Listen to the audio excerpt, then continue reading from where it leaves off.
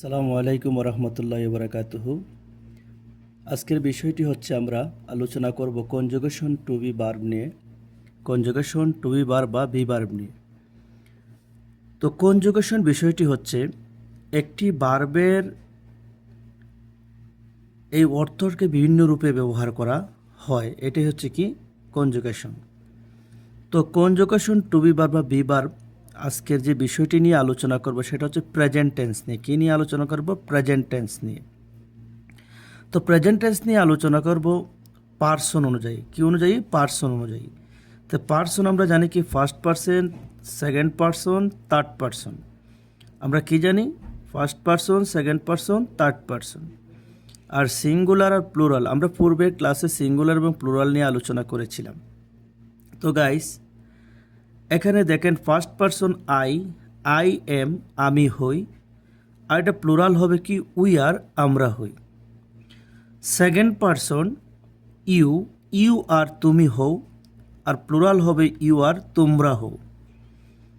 You আর আপনি হন, you আর আপনারা হন, এটা হচ্ছে কি প্লুরাল।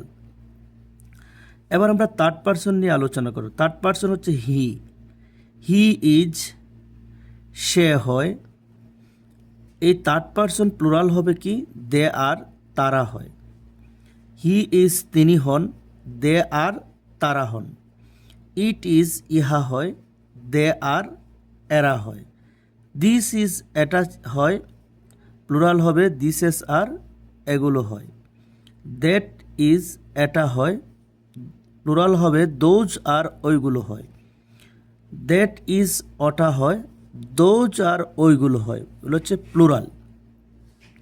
তো আমরা first person I, second person you, third person he it's, this, that.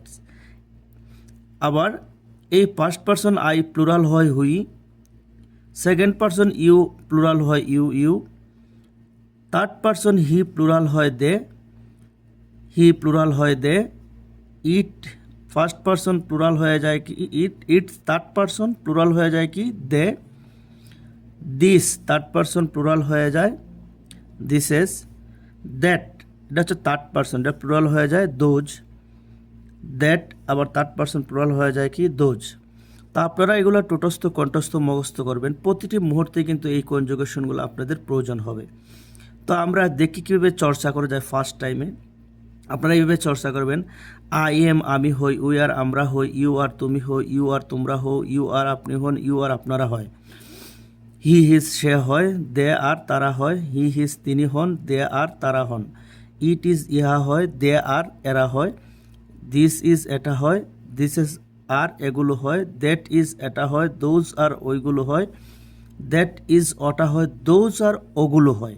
আপনারা এভাবে দ্রুত একটু প্র্যাকটিস করবেন, আর স্ক্রিনশট দিয়ে আপনারা খাতায় লিখবেন এবং প্র্যাকটিস করবেন। তাইলে আমরা আজকে কী দিচ্ছি আপনাদের? কনজুগেশন টু বি ভার্বের প্রেজেন্ট টেন্স আমরা আপনাদের বিষয় নিয়ে আলোচনা করেছি আপনাদের কাছে। আমরা আগামী পর্বে কনজুগেশন টু বি বা বি ভার্বের ফার্স্ট টেন্স নিয়ে আমরা আরেকটি ভিডিও দিব। সেই ভিডিওটা দেখার অনুরোধ রইল। আসসালামু আলাইকুম।